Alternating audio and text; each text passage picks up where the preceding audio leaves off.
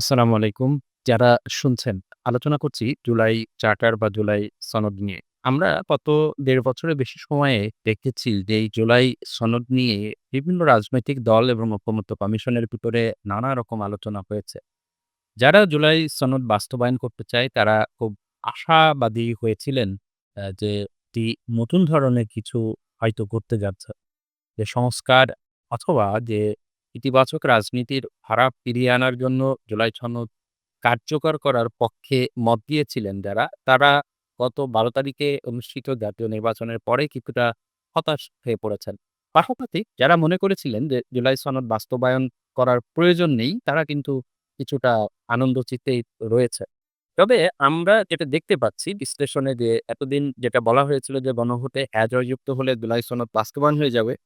অনেকেই এই সনদের বিস্তারিত বিষয়গুলো সম্পর্কে ওয়াকিবহাল ছিলেন না। কিন্তু এখন আমরা দেখছি যে জুলাই সনদ নিজেই নিজেকে বাস্তবায়ন অযোগ্য করে রেখেছে। কিছু ক্ষেত্রে আমরা আইনজীবী নই, সংবিধান বিশেষজ্ঞ নই, আমরা অত কিছু বুঝি না। কিন্তু যেটুকুন বুঝছি সেটা হচ্ছে যে সমস্ত রাজনৈতিক দল নোট অফ ডিসেন্ট নিয়ে রেখেছিলেন, তারা যদি সংখ্যাগরিষ্ঠতা অর্জন করে তাহলে একান্তই তাদের ব্যক্তিগত তাদের দলীয় সিদ্ধান্তের উপরেই নির্ভর করছে জুলাই সনদের বাস্তবায়ন।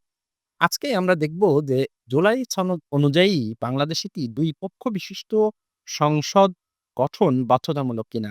চলুন স্ক্রিনে দেয়। হ্যাঁ, আমরা এখন যেটা দেখছি সেটি হচ্ছে জুলাই চার্টার বা জাতীয় জুলাই সনদ। জুলাই সনদের আইনসভা যে সেক্টর রয়েছে সেখানে ১৭ নম্বর ধারায় বলা হয়েছে আইনসভা গঠন। সংবিধান এইরূপ যুক্ত করা হবে যে বাংলাদেশে একটি দ্বিকক্ষ বিশিষ্ট আইনসভা থাকবে যা নিম্নকক্ষ জাতীয় সংসদ এবং উচ্চকক্ষ সিনেট সমন্বয়ে গঠিত হবে। এই বিষয়টিতে এই ধারায় ২৫ টি রাজনৈতিক দল ও জোট একমত পোষণ করেছে। তার ভেতরে ২১ নাম্বার পরিশিষ্ট বিএনপি। এটি তার নাম্বার, ২২ নাম্বার হচ্ছে জামাত ইসলামী।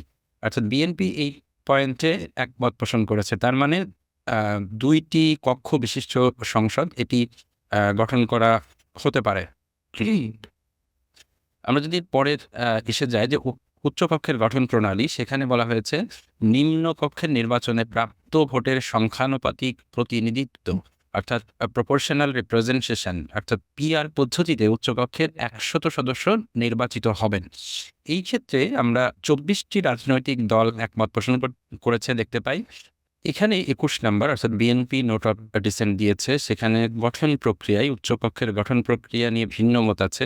অর্থাৎ নিম্নকক্ষের আসনের সংখ্যানুপাতিক প্রতিনিধিত্ব পদ্ধতিতে উচ্চকক্ষ গঠিত হবে।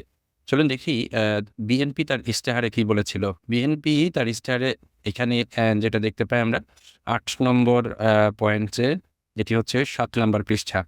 বিএনপি যেটা বলেছে সংবিধানের এককেন্দ্রিক চরিত্র অক্ষুণ্ণ রেখে বিদ্যমান সংসদীয় ব্যবস্থার পাশাপাশি বিশেষজ্ঞদের সমন্বয়ে রাষ্ট্র পরিচালনায় সহযোগিতার লক্ষ্যে বিশিষ্ট নাগরিক, প্রতিষ্ঠাতা ইত্যাদি দিয়ে সেটি ১০০ সদস্য বিশিষ্ট উচ্চকক্ষ প্রবর্তন করা হবে।